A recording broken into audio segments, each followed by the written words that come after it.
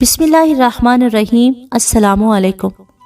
وہ اپنی دوست سعدیہ کی بڑی بہن کے نکاح کی تقریب سے رات کو واپس آئی تو آتے ہی مانو نے اسے خوشخبری سنائی کہ عاشر آیا ہے آج۔ عاشر کی آمد کے ساتھ ہی اسے سارے جہاں کی تمام خوشیاں اپنے دامن میں سمٹی نظر آئیں۔ وہ مانو کی بات سن کر تیزی سے ڈرائنگ روم میں پہنچی تو کتاب کے مطالعے میں مگن عاشر کو دیکھ کر وہ بھاگتی ہوئی تیزی سے اس کے قدموں میں جا بیٹھی۔ عاشر، تم کب آئے؟ تھوڑی ہی دیر ہوئی ہے، عاشر نے اس کی طرف دیکھے بغیر جواب دیا۔ اچھا، میں تمہارے لیے چائے بناتی ہوں۔ نہیں، میں چائے پی چکا ہوں۔ وہ بدستور کتاب میں محو تھا۔ ایک تو کہہ رہے ہو کہ تھوڑی دیر ہوئی ہے، اوپر سے چائے بھی پی چکے؟ اس نے منہ بنایا۔ تو کیا تمہارا انتظار کرتا؟ کر لیتے تو کون سی قیامت آ جاتی؟ اس نے لاڈ سے مگر ادھر ادھر سے نظریں بچاتے ہوئے کہا۔ اب کافی وقت ہو چکا ہے، میرا خیال ہے کہ مجھے چلنا چاہیے۔ مگر تم نے کھانا تو کھایا ہی نہیں۔ سمن نے اسے روکنا چاہا لیکن وہ اٹھ کھڑا ہوا۔ مس سمن، میں رات کے 10 بجے کھانا نہیں کھایا کرتا، سمجھی آپ؟ اتنا کہہ کر وہ تیزی سے باہر نکل گیا اور سمن اس کی اس قدر بے رخی پر افسردہ ہو گئی۔ اس وقت اسے کیا ہو گیا؟ اس کے چہرے اور لہجے سے نفرت کیوں جھلک رہی تھی؟ وہ پریشانی کے عالم میں اپنے کمرے میں چلی گئی۔ عاشر سمن کی خالہ کا بیٹا تھا اور اپنے والد کے کاروبار میں ان کا ہاتھ بٹاتا تھا۔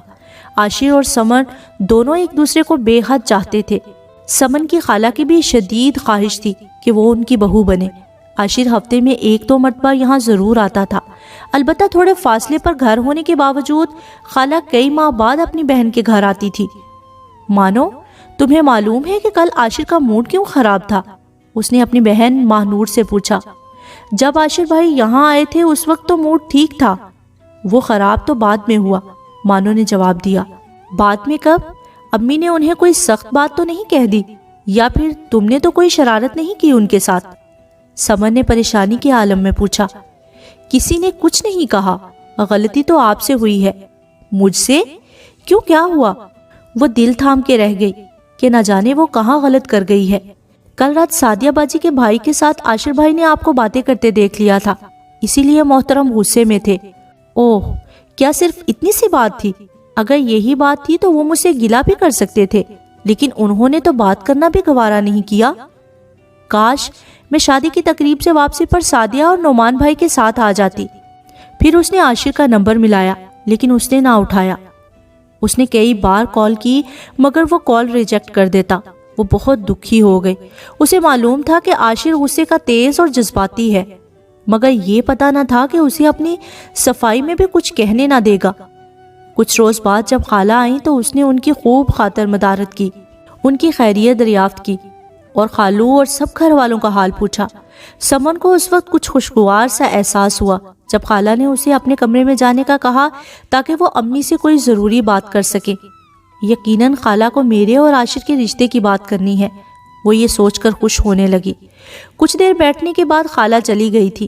رات کو امی اس کے کمرے میں آئیں۔ سمن بیٹا، مجھے تم سے ایک ضروری بات کرنی ہے، امی نے پاس بیٹھتے ہوئے کہا۔ جی امی جان، کہیں، اس نے بصد احترام امی سے کہا۔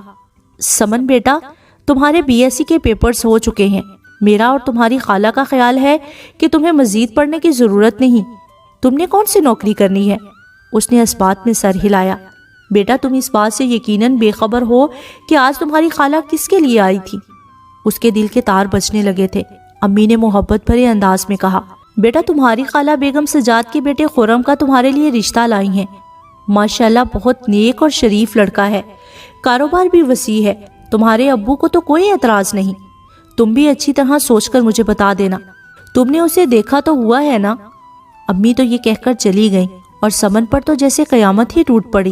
خالہ جو مجھے اپنی جان سے بڑھ کر چاہتی ہیں لیکن کس قدر سنگ دلی کا مظاہرہ کر گئی۔ انہیں میرا دل ٹوٹنے کا بھی کچھ خیال نہیں آیا۔ کیا وہ نہیں جانتی کہ اس بات پر مجھ پر کیا قیامت ٹوٹے گی؟ وہ سخت بے چینی سے اپنے کمرے میں چکر لگاتے ہوئے بڑبڑا رہی تھی۔ عاشر نے بھی کوئی اعتراض نہیں کیا، جبکہ وہ میری طرح کمزور ہے نہ مجبور۔ کیا اسے مجھ سے اتنی نفرت ہو گئی ہے کہ ایک ذرا سی بات پر بچپن کا تعلق ہی توڑ ڈالا؟ اس کی زندگی میں میری گنجائش ہی نہیں رہی۔ اگر سب کا یہی فیصلہ ہے تو ٹھیک ہے، پھر مجھے بھی منظور ہے۔ اور اس نے اگلے دن خاموشی سے ہاں کر دی اور پھر شادی کی تیاریاں شروع ہو گئیں۔ امی نے روزانہ بازار جانا شروع کر دیا۔ سمن کو خالہ سے نفرت سی ہو گئی تھی، اس لیے اس نے ان کی طرف سے آئے ہوئے تمام تحفے بھی واپس لوٹا دیے۔ سمن باجی ذرا یہ کارڈ تو دیکھیں، کتنے خوبصورت ہے۔ مانو نے سمن کے سامنے اس کی شادی کے کارڈز کا ڈھیر لگا دیا اور سمن بے بسی سے انہیں دیکھنے لگی۔ اتنے میں فون کی گھنٹی بجی۔ ہیلو، سمن نے فون اٹھایا۔ سمن میں عاشر بول رہا ہوں، دیکھو پلیز فون بند مت کرنا، اس نے پہلے ہی خبردار کر دیا۔ ٹھیک ہے عاشر، تم کہو جو تمہیں کہنا ہے، کہو میں سن رہی ہوں، وہ سرد مہری سے بولی۔ سمن تم نے خرم سجاد کے رشتے کے لیے ہاں کیوں کر دی؟ کیا تمہیں میرے جذبات کا علم نہیں تھا؟ سمن عاشر کے یہ الفاظ سن کر حیران تھی۔ پھر آپ نے بھی تو اس وقت کوئی احتجاج نہیں کیا جب خالہ یہ رشتہ ہمارے گھر لائی تھی؟ سمن یقین کرو مجھے اور ابو کو اس بات کا علم ہی آج ہوا ہے۔ سمجھ نہیں آ رہا کہ امی جان نے ہم سب کے ساتھ اتنا بڑا دھوکہ کیوں کیا۔ انہوں نے خرم کو مجھ سے زیادہ اہمیت دی۔ عاشر پریشان تھا۔ کیا کہہ رہے ہو تم؟ مگر یہ کیسے ہو سکتا ہے؟ ہاں سمن، انہیں اس بات کا علم تھا کہ میں تم سے ناراض ہوں، مگر کم سے کم مجھے پوچھنا تو چاہیے تھا نا، یہ تو پہلے سوچتے نا۔ خیر، سچ جو بھی ہوئے ہے اب ہمیں ان کا فیصلہ ماننا پڑے گا، کیونکہ ہمارے نصیب میں یہی لکھا تھا۔ تم خالہ جان سے کسی قسم کا احتجاج نہ کرنا، کیونکہ پانی اب سر سے گزر چکا ہے۔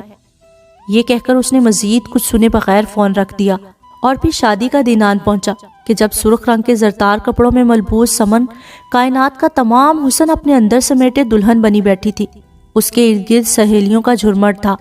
بارات کی آمد سے کچھ دیر پہلے خالہ اس کے قریب آ کر بیٹھ گئی اور اپنے آنسو دوپٹے سے پوچھنے کے بعد سمن کے ہاتھوں کو اپنے ہاتھوں میں لے کر بولی، میری گڑیا مجھے معاف کر دینا، میں نے تمہارا دل توڑ دیا، اور نہ صرف تمہارا دل توڑا بلکہ اپنی اس خواہش کا بھی گلا گھونٹ دیا کہ تم میری بہو بنو۔